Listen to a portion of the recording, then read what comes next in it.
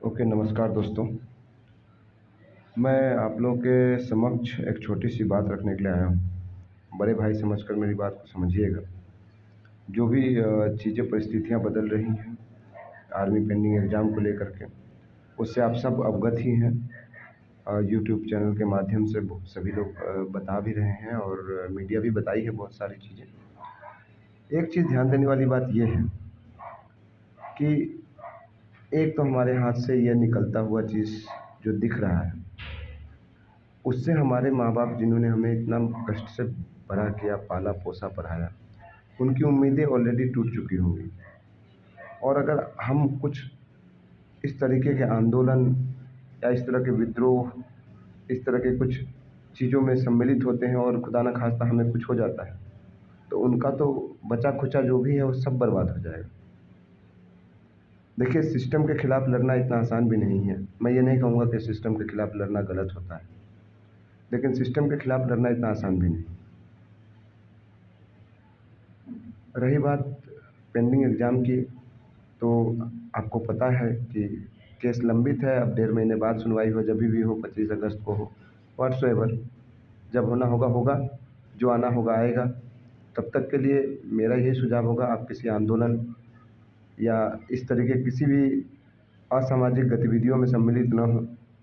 छोटा-मोटा जो भी आपसे हो सकता है, कुछ आय स्रोत की खोज करें, जिससे कुछ ही सही आपके माँ-बाप को कुछ सहारा मिले।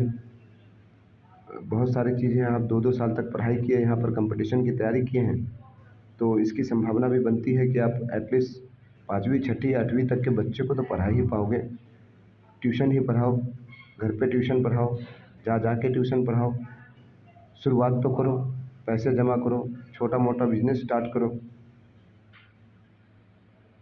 बहुत ज़्यादा उत्तेजित होकर के किसी भी चीज़ पर निर्णय लेकर के, कहीं गलत जगह पर फँस करके, अपने जीवन के साथ खेल करके, एटलीस्ट उन बूढ़े माँ-बाप के बुढ़ापे का जो अंतिम सहारा है, वो उनसे ना छीनो। एक माँ-बाप के लिए उसके बच्चों को नौकरी ना मिले, उसका दुःख बहुत होता है, लेकिन उसका बच्चा ही उसे ना मिले, वो दुःख वो बर्दाश्त नहीं कर पाएँगे। बाकी सिस्टम से लड़ने के लिए पूरी जीवन है। आप एक अच्छे जगह पर खड़े होइए। 25 साल, 30 साल पुराने केस भी खोले जाते हैं। ऐसी बात नहीं है कि पुराने केसेस नहीं खुलते हैं। जब आप सक्षम रहेंगे, उस समय आप फिर कीजिएगा। आज आपसे एक चीज़ छीन लिया गया मान लीजिए, या आपके हाथ से निकल गया मान लीजिए, तो उसके लिए आगे का सब कुछ को भूल करके अपने आप को ख़त्म कर देना, और इस तरीके के जो यूट्यूब चैनल्स पे लोग भड़काऊ चीज़ें बता रहे हैं कि अब अंतिम ये है, अंतिम वो है, अंतिम कुछ होता ही नहीं जीवन में। अंतिम सिर्फ़ यात्रा होती है, वो मरने के बाद निकलती है। अंतिम कुछ नहीं होता। मेरी बात को ध्यान समझिएगा, और मैं आप लोगों से बस यही विनती करूँगा। कुछ लोग अब मेरी ये बात को सुनने के बाद में ये भी बोलेंगे, तुम भी बीजेपी के ही कुछ या नेताओं के वो बन गए हो, चमचे बन गए हो। जी नहीं, मैं उस एंगल से बात नहीं करता हूँ। मेरी आपसे जो लगाव है, एक भावनात्मक लगाव है, और उसमें उस भावनात्मक लगाव के हिसाब से मैं आपके जो पेरेंट्स हैं, जो गार्जियंस हैं, उनकी स्थिति को देखते हुए ये बात बता रहा हूँ। होना होता तो अभी तक हो जाता। एक सिंपल सी चीज़ कही जाती है कि justice delayed is justice denied. मुझे जस्टिस मिले, लेकिन 30 साल बाद मिले, तो उस जस्टिस का मैं क्या अचार डालूँगा। तो उससे अच्छा है उस 30 साल तक के बाद जो जस्टिस मिलेगी, तब तक क्या मैं अपने जीवन को रोक के रखूँ उस जस्टिस की उम्मीद में? जी नहीं। फ़ौज में जाना हमारा सपना था। आज भी वो सपना और उसका उम्मीद जगा है, लेकिन क्या अगर नहीं जा पाए किसी भी कारणवश से, तो क्या हम जीना छोड़ दें? ये कहाँ की समझदारी होगी। और आंदोलन, देखिए, अंग्रेज़ों के समय में आंदोलन हुआ करता था। उसके बाद जैसे जैसे सिस्टम हुई और देश आज़ाद हुआ, उसके बाद में ये आंदोलन शब्द बड़ा घिसा-पिटा सा चीज़ें हैं। किसान ने भी आंदोलन किया और जीते भी, बिल्कुल सही बात है।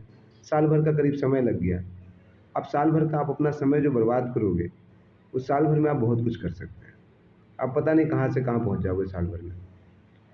2-3 साल भर में फिज़िक्स वाला लख पांडे करोड़ों का मालिक बन गया। वो भी 12वीं पास था। था क्या है?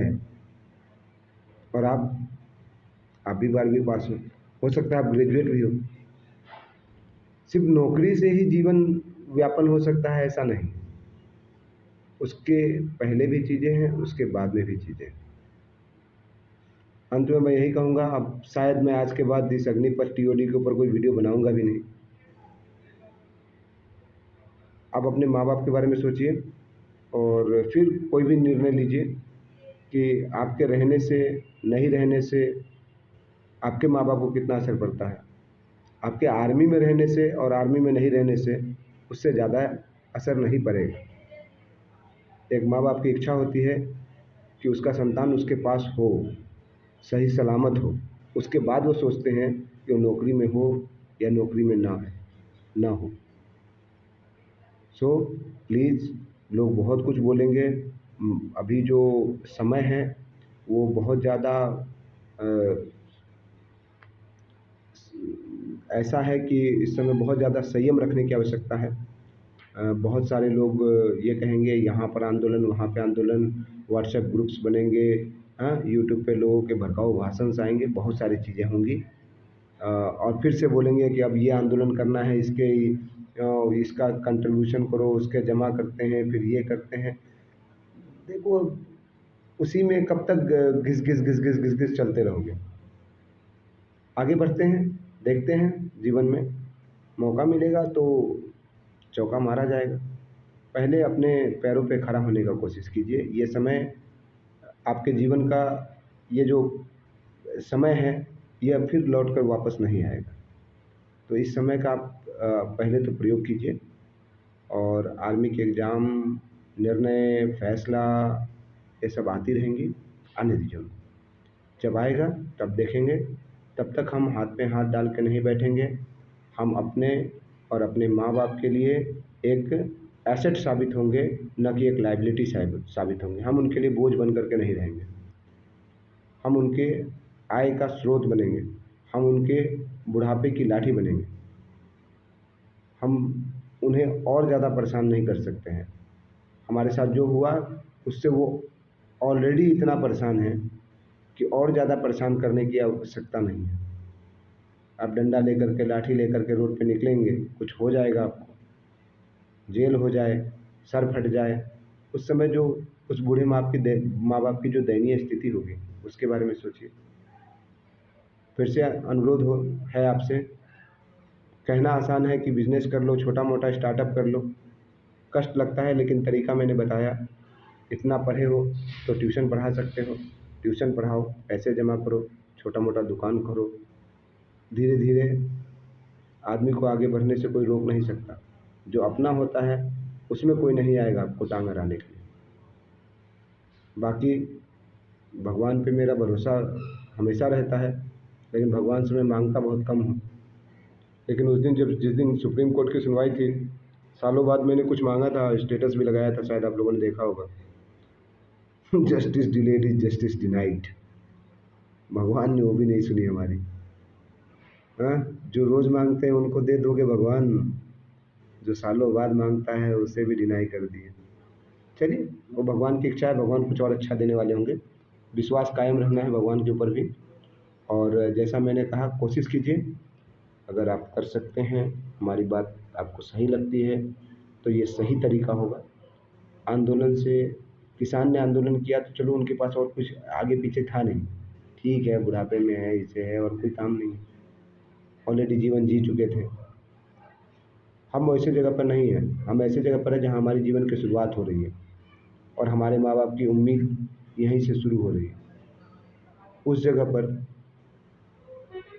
हमें खड़ा होना पड़ेगा, हमें अपने पैरों पे खड़ा होना पड़ेगा। जय हिंद।